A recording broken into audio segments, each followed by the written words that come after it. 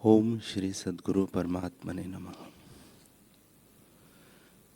श्री योग वशिष्ठ महारामायण निर्वाण प्रकरण सर्ग 79। श्री वशिष्ठ जी बोले, हे रामचंद्र जी, जब बृहस्पति ने कच्छ को उत्तम उपदेश किया तब कच्छ उसे सुनकर स्वरूप में स्थित हुआ और जीवन मुक्त होकर विचरा। हे रामचंद्र जी, जैसे कच्छ जीवन मुक्त होकर विचरा और निरअहंकार हुआ, वैसे ही तुम भी निष्काम होकर विचरो और केवल अद्वैत पद को प्राप्त हो, जो निर्मल और शुद्ध है, जिसमें अद्वैत या द्वैत कुछ नहीं, तुम उसी पद में स्थित हो। तुम में दुख कोई नहीं, तुम आत्मा हो और तुम में अहंकार नहीं। तुम ग्रहण या त्याग किसका करो? जो पदार्थ हो ही नहीं तो ग्रहण या त्याग किसका हो? हे रामचंद्र जी, जैसे आकाश में फूल नहीं तो उसका ग्रहण क्या और त्याग क्या, वैसे ही आत्मा में अहंकार नहीं। जो ज्ञानवान पुरुष है वे अहंकार का ग्रहण और त्याग नहीं करते। मूर्ख को एक आत्मा में नाना आकार दिखते हैं, इससे किसी का शोक करता है और कहीं हर्ष करता है। तुम कैसे दुख का नाश चाहते हो? दुख तो तुम में है ही नहीं, तुम कैसे उसका नाश करने को समर्थ हुए हो? जो कुछ आकार भासित होते हैं वह सब मिथ्या है, पर उनमें जो अधिष्ठान है वह सत्य है। मूर्ख मिथ्या करके सत्य की रक्षा करते हैं कि मेरे दुख नष्ट हो। राम जी बोले, हे भगवान, तुम्हारे प्रसाद से मैं तृप्त हुआ हूं और तुम्हारे वचन रूपी अमृत से अघा गया हूं। जैसे पपीहा एक बूंद को चाहता है और मेघ कृपा करके उस पर वर्षा करके उसको तृप्त करता है, वैसे ही मैं तुम्हारी शरण में आया था और तुम्हारे दर्शन की इच्छा बूंद की नहीं करता था, पर तुमने कृपा करके ज्ञान रूपी अमृत की वर्षा की। उस वर्षा से मैं अघा गया हूं। अब मैं शांत पद को प्राप्त हुआ हूं। मेरे तीनों ताप मिट गए हैं और कोई वासना मुझ में नहीं रही। तुम्हारे अमृत रूपी वचनों को सुनकर मेरा जी नहीं भरता। जैसे चकोर चंद्रमा को देखकर किरणों से तृप्त नहीं होता, वैसे ही तुम्हारे अमृत रूपी वचनों से मैं तृप्त नहीं होता। इससे एक प्रश्न करता हूं, उसका उत्तर कृपा करके दीजिए। हे भगवान, मिथ्या क्या है और सत्य क्या है, जिसकी रक्षा करते हैं? श्री वशिष्ठ जी बोले, हे रामचंद्र जी, इस पर एक आख्यान है, सो कहता हूं, जिसके सुनने से हंसी आवेगी। आकाश में एक शून्य वन है और उसमें एक मूर्ख बालक है जो आप मिथ्या है और सत्य के रखने की इच्छा करता है कि मैं इनकी रक्षा करूंगा। अधिष्ठान जो सत्य है उसको वह नहीं जानता। मूर्खता करके दुख पाता और जानता है कि यह आकाश है, मैं भी आकाश हूं, मेरा आकाश है और मैं आकाश की रक्षा करूंगा। ऐसे विचार कर उसने एक दृढ़ ग्रह इस अभिप्राय से बनाया कि इसके द्वारा मैं आकाश की रक्षा करूंगा। हे रामचंद्र जी, ऐसे विचार करके उसने ग्रह की बहुत बनावट की। वह जो किसी जगह से टूटता फूटता तो वह उसे फिर बना लेता। जब कुछ काल इस प्रकार बीता तो वह ग्रह गिर पड़ा। तब वह रुदन करने लगा कि हाय मेरा आकाश नष्ट हो गया। जैसे एक ऋतु व्यतीत हो और दूसरी आवे, वैसे ही काल पाकर वह ग्रह गिर गया। तो उसके उपरांत उसने कुआं बनवाया और कहने लगा कि यह न गिरेगा, क्योंकि मैं इसकी भली प्रकार रक्षा करूंगा। हे रामचंद्र जी, इस प्रकार कुएं को बनाकर उसने सुख माना। जब कुछ काल बीता तो जैसे सूखा पत्ता वृक्ष से गिरता है, वैसे ही वह कुआं भी गिर पड़ा। तब वह बड़े शोक को प्राप्त हुआ कि मेरा आकाश गिर पड़ा और नष्ट हो गया, अब मैं क्या करूं। ऐसे शोक से जब कुछ काल बीता, तब उसने खाई बनवाई, जैसे अनाज रखने के लिए बनाते हैं, और कहने लगा कि अब मेरा आकाश कहाँ जावेगा, मैं अब इसकी भली प्रकार रक्षा करूंगा। ऐसी खाई बनाकर उसने बहुत सुख माना और अति प्रसन्न हुआ। पर जब कुछ काल पाकर वह खाई भी टूट पड़ी, क्योंकि उपजी वस्तु का विनाश होना अवश्य है, तो फिर वह रुदन करने लगा कि मेरा आकाश नष्ट हो गया। जब कुछ काल शोक में बीता, तब उसने एक घट बनाया और घटाकाश की रक्षा करने लगा। कुछ काल में वह घट भी जब नष्ट हो गया, तब उसने एक कुंड बनवाया और कुंडाकाश की रक्षा करने लगा। कुछ काल के उपरांत कुंड भी नष्ट हो गया, तब शोकवान हो उसने एक हवेली बनाई और कहने लगा कि अब मेरा आकाश कहाँ जावेगा, मैं अब इसकी भली प्रकार रक्षा करूंगा। ऐसा विचार कर वह बड़े हर्ष को प्राप्त हुआ। पर जब कुछ काल व्यतीत हुआ, तब वह हवेली भी गिर पड़ी। तब वह दुख को प्राप्त हो कहने लगा कि हाय हाय मेरा आकाश नष्ट हो गया और मुझे बड़ा कष्ट हुआ है। हे रामचंद्र जी, आत्मा और आकाश के ज्ञान बिना वह मूर्ख बालक इसी प्रकार दुख पाता रहा। जो अपने यथार्थ रूप को जानता और आकाश को भी ज्यों का त्यों जानता, तो यह कष्ट काहे को पाता। राम जी ने पूछा, हे भगवान, वह मिथ्या पुरुष कौन था जिसकी रक्षा करता था? वह आकाश क्या था? और जो ग्रह कूप आदि बनाता था, सो क्या थे? यह आप प्रकट करके कहिए। श्री वशिष्ठ जी बोले, हे रामचंद्र जी, मिथ्या पुरुष तो अहंकार है, जो संवेदन के चेतने से उपजा है। आकाश चिदाकाश है, उसे वह उपजा जानता है कि मैं आकाश की रक्षा करूं। और ग्रह घट आदि जो कहे, सो विविध देह है, उनमें आत्मा अधिष्ठान है। उस आत्मा की रक्षा करने की इच्छा वह मूर्खता से करता है और अपने को नहीं जानता कि मेरा स्वरूप क्या है। उस अपने स्वरूप को न जानने से वह दुख पाता है। आप मिथ्या है और मिथ्या होकर आकाश को कल्पित कर रखने की इच्छा करता है, अर्थात देह से देही के रखने की इच्छा करता है कि वह जीता रहे।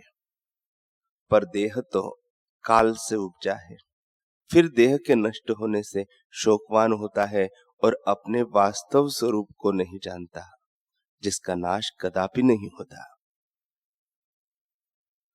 ऐसे विचार से रहित होकर जीव क्लेश पाता है। हे रामचंद्र जी, जिससे भ्रम उपजा है, वह अधिष्ठान असत नहीं होता। सबका अपना आप आत्मा है, उसका भी नाश नहीं होता। उसमें मूर्खता से अहंकार आदि संसार की जीव कल्पना करता है, अहंकार, मन, जीव, बुद्धि, चित्त, माया, प्रकृति और दृश्य आदि सब इसके नाम है, पर मिथ्या है। इनका अत्यंत अभाव है। यह न होता ही उदय हुआ है और क्षत्रिय, ब्राह्मण इत्यादि वर्ण और गृहस्थ आदि आश्रम, मनुष्य, देवता, दैत्य इत्यादि की कल्पना करता है। हे रामचंद्र जी, यह कभी हुआ ही नहीं, न होगा और न किसी काल में किसी को है। यह केवल अविचार से सिद्ध है और विचार किए से नहीं रहता। जैसे रस्सी के अज्ञान से जीव सर्प की कल्पना करता है और जानने से अज्ञान नष्ट हो जाता है, वैसे ही स्वरूप के प्रमाद से अहंकार उदय हुआ है। तुम्हारा स्वरूप आत्मा है, जो प्रकाश रूप, निर्मल, विद्या विद्या के कार्यों से रहित, चैतन्य मात्र और निर्विकल्प है। वह ज्यों का त्यों स्थित है, अद्वैत है, परिणाम को कभी नहीं प्राप्त होता, आत्म तत्व मात्र है। उसमें संसार और अहंकार कैसे हो? सम्यक दर्शी को आत्मा से भिन्न कुछ नहीं भासित होता और असम्यक दर्शी को संसार भासित होता है। वह पदार्थों को सत्य जानता है, संसार को वास्तव जानता है और अपने वास्तव स्वरूप को नहीं जानता कि मैं कौन हूं। जिसके जानने से अहंकार नष्ट हो जाता है। जितनी कुछ आपदा है उनकी खान अहंकार है। सब ताप अहंकार से ही उत्पन्न होते हैं। इसके नष्ट होने पर जीव अपने स्वरूप में स्थित होता है। वह विश्व भी आत्मा का चमत्कार ही है, भिन्न नहीं। जैसे समुद्र में पवन से नाना प्रकार के तरंग और सुवर्ण से नाना प्रकार के भूषण जो भासित होते हैं, सो वही सागर और सुवर्ण है, उनसे भिन्न नहीं। वैसे ही आत्मा से विश्व भिन्न नहीं। सुवर्ण परिणाम से भूषण और समुद्र परिणाम से तरंग होता है, पर आत्मा अच्युत है और परिणाम को नहीं प्राप्त होता।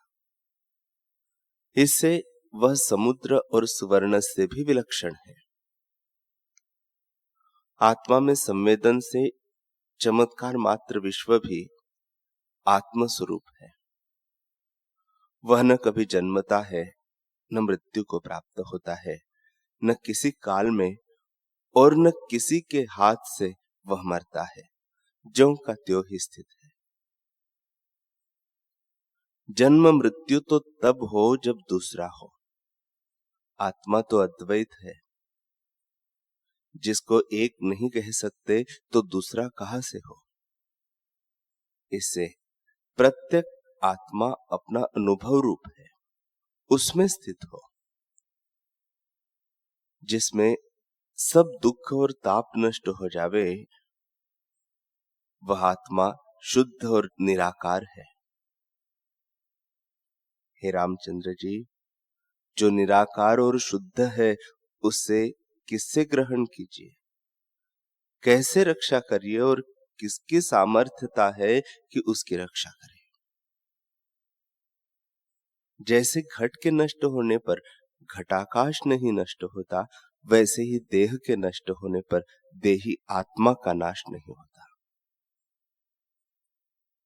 आत्मसत्ता ज्यों की त्यों है और जन्म मरण पुर्यष्टका से भासित होते हैं। जब पुर्यष्टका देह से निकल जाती है तब मृतक दिखता है, और जब पुर्यष्टका से युक्त होता है तब जीवित देख पड़ता है। आत्मा सूक्ष्म से सूक्ष्म और स्थूल से स्थूल है। उसका ग्रहण कैसे हो और रक्षा कैसे करिए। स्थूल भी उपदेश के निमित्त कहते हैं। आत्मा तो अनिर्वचनीय है और भाव अभाव रूप संसार से रहित है। वह सबका अनुभव रूप है। उसमें स्थित होकर अहंकार का त्याग करो और अपने स्वरूप प्रत्यक आत्मा में स्थित देखो।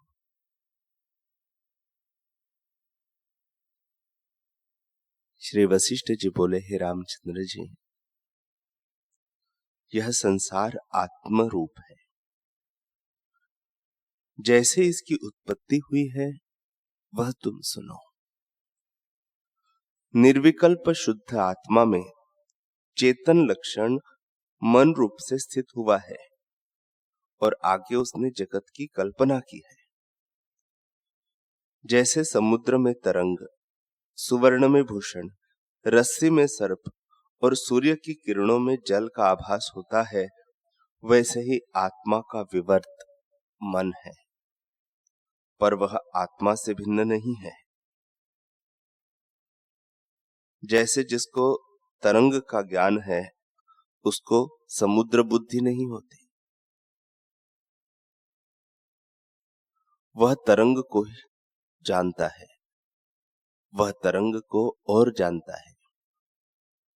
जिसको भूषण का ज्ञान है वह सुवर्ण नहीं जानता। सर्प के ज्ञान से रस्सी को नहीं जानता, वैसे ही नाना प्रकार के विश्व के ज्ञान से जीव परमात्मा को नहीं जानता। जैसे जिस पुरुष ने समुद्र को जाना है कि जल है, उसको तरंग और बुलबुले भी जल ही भासित होते हैं। जल से भिन्न कुछ नहीं भासित होता। और जिसको रस्सी का ज्ञान हुआ है उसको सर्प बुद्धि नहीं होती। जिसको सुवर्ण का ज्ञान हुआ है उसको भूषण बुद्धि नहीं होती। और जिसको किरणों का ज्ञान हुआ है उसको जल बुद्धि नहीं होती। ऐसा पुरुष निर्विकल्प है। वैसे ही जिस पुरुष को निर्विकल्प आत्मा का ज्ञान हुआ है उसको संसार की भावना नहीं होती, ब्रह्म ही भासित होता है। ऐसा जो मुनीश्वर है वह ज्ञानवान है। हे राघव,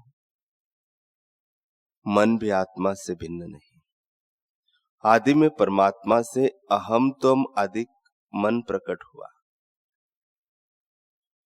उसमें जो अहम भाव हुआ वह उत्थान है।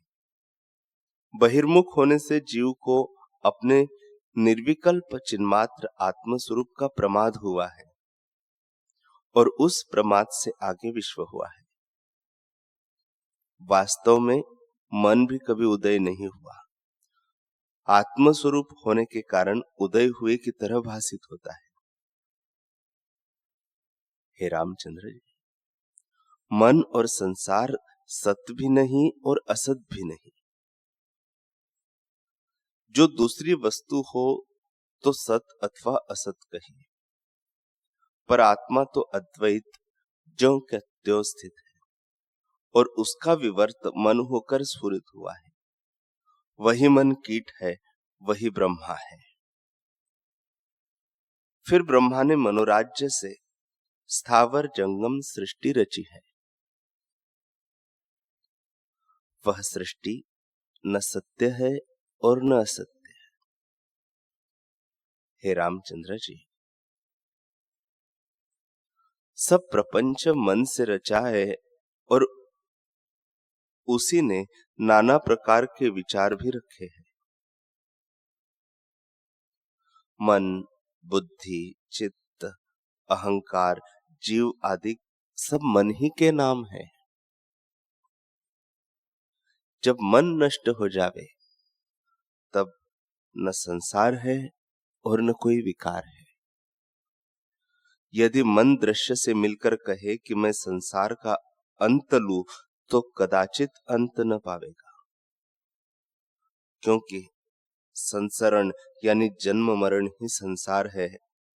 तो फिर संसरण संयुक्त संसार का अंत कहा। अंत लेने वाला प्राणी अंत लेने वाला वाणी से आगे उठकर देखता है। जैसे कोई पुरुष दौड़ता जाए और कहे कि मैं अपनी परछाई का अंत लूं कि कहां तक जाती है, तो हे राम, जब तक वह पुरुष चला जाएगा तब तक परछाई का अंत नहीं होगा, और जब ठहर जाएगा तब परछाई का अंत हो जाएगा। वैसे ही जब तक वासना है तब तक संसार का अंत नहीं होता, और जब वासना नष्ट हो जाती है तब संसार का भी अंत हो जाता है, और आत्मा ही दृष्टि गोचर होता है और संसार का अत्यंत अभाव हो जाता है। परंतु जो स्फूर्ति संयुक्त देखेगा तो संसार ही भासित होगा। इससे ही रामचंद्र जी, जिस पदार्थ को मन देखता है वह पदार्थ पहले कोई नहीं, चित्त के चेतने से उदय होता है। जब चित्त चेता कि यह पदार्थ है तब आगे पदार्थ होगा। चित्त यदि स्फूर्ति या वासना से रहित होकर देखे तो कोई पदार्थ नहीं भासित होता, केवल शांत पद है। हे रामचंद्र जी, तुम अहंकार का त्याग करके इस नाना प्रकार की कल्पना से रहित निर्विकल्प ब्रह्म पद में स्थित हो जाओ।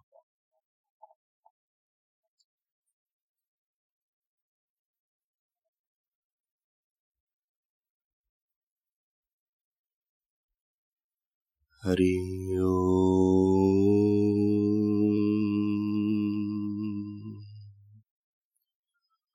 हरि ओम।